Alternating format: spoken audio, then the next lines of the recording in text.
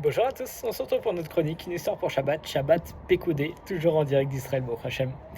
Durant la Shoah, malheureusement, le futur Rav Beddin de l'IAZEK, il était âgé de 9 ans, c'était un jeune enfant et il a été déporté avec sa famille.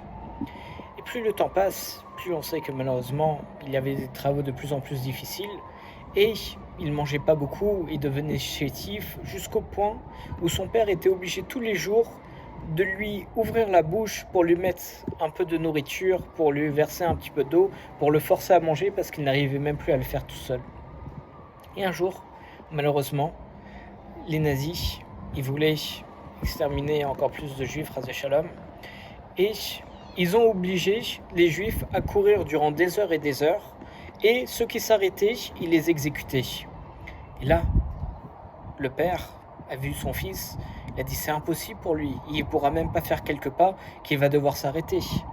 Du coup, il a repéré deux autres juifs qui étaient un petit peu plus forts et il leur a demandé, en échange d'une cigarette qui était un véritable trésor à l'époque durant la Shoah, de le porter sur leurs épaules pour pouvoir courir avec lui, comme ça il n'aurait pas à courir et il ne pourrait pas s'arrêter et Chas v'Shalom risquait de se faire exécuter.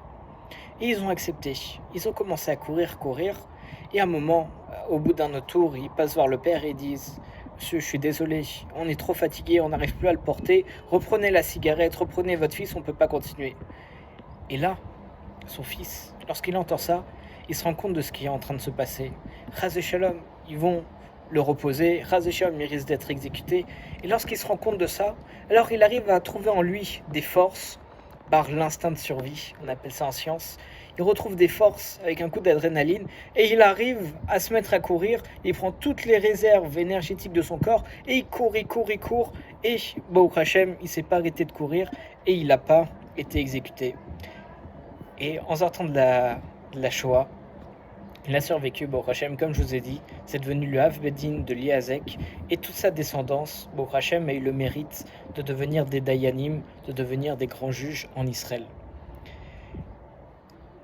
On fait justement remarquer que on est au courant, il y a beaucoup de barorim, de jeunes étudiants qui cherchent l'âme sœur, qui cherchent à se marier, qui n'y arrivent pas. Et il y a beaucoup d'étudiants qui, lorsqu'ils ont leur âme sœur, alors qu'ils n'ont pas beaucoup d'argent, ils veulent quand même se marier et ils ont beaucoup de problèmes financiers, Chas Shalom. Donc on pose la question, c'est si tu as des problèmes financiers et que tu n'as pas de quoi subvenir à tes besoins, pourquoi est-ce que tu te maries maintenant? Attends un peu, attends d'avoir un travail, d'avoir un coussin financier, comme ça tu pourras t'en sortir. Maintenant, pourquoi est-ce qu'ils se financent et après ils se fiancent et après ils se financent? C'est justement parce que lorsqu'ils se rendent compte qu'ils n'ont plus les moyens, qu'on ne peut plus attendre, qu'ils sont entre guillemets bloqués dans la situation, alors là, on se rend compte de quoi on a besoin, on ne peut plus trouver d'échappatoire ni quoi que ce soit, et on est obligé de s'y mettre et on est obligé de bosser pour y arriver. Tout comme le jeune enfant, durant la Shoah, il voyait que si maintenant il ne trouvait pas les réserves, Chas Shalom, il risquait d'être exterminé.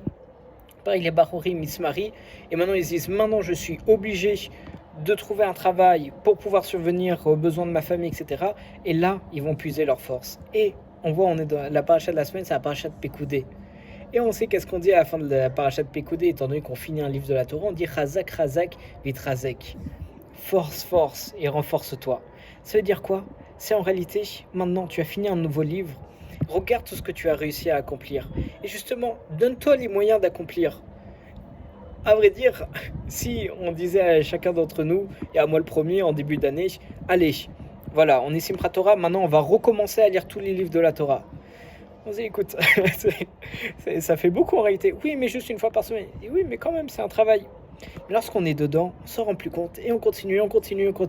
Et là, on se rend compte qu'on est obligé et qu'on a pris les moyens et qu'on a fait la chose et qu'on a réussi. C'est pour ça qu'il ne faut pas se donner d'excuses. Il faut, entre guillemets, s'attraper, se cadrer. Comme ça, on ne peut plus s'en sortir, on n'a plus d'échappatoire. Pas se dire, bon, il faudrait que je travaille, mais bon, c'est bon, je continue d'être chez mes parents, du coup, ils subviennent à mes besoins, etc. Non. Mets-toi à un moment, un endroit, je sais pas, j'incite personne à quoi que ce soit, ni Chas V'Shalom, mais sors de chez tes parents, comme ça va t'obliger à devoir gagner de l'argent pour pouvoir survivre. Pareil, tu te dis, bon, je pourrais learner plus tard, je pourrais faire de la Gemara plus tard, etc. Non, bloque-toi maintenant, parce qu'à chaque fois tu repousses, et si tu te bloques pas, alors le Yetzer Hara, il va te dire, bon, t'es pas obligé de le faire maintenant, plus tard, jusqu'à un moment où on pourra plus le faire, Hazesham. C'est pour ça que chaque chose qu'on fait, chaque chose qu'on veut accomplir, il faut se donner les forces, il faut se donner les moyens, il faut se dire c'est maintenant qu'il faut le faire pour y arriver, et Chazak à tous.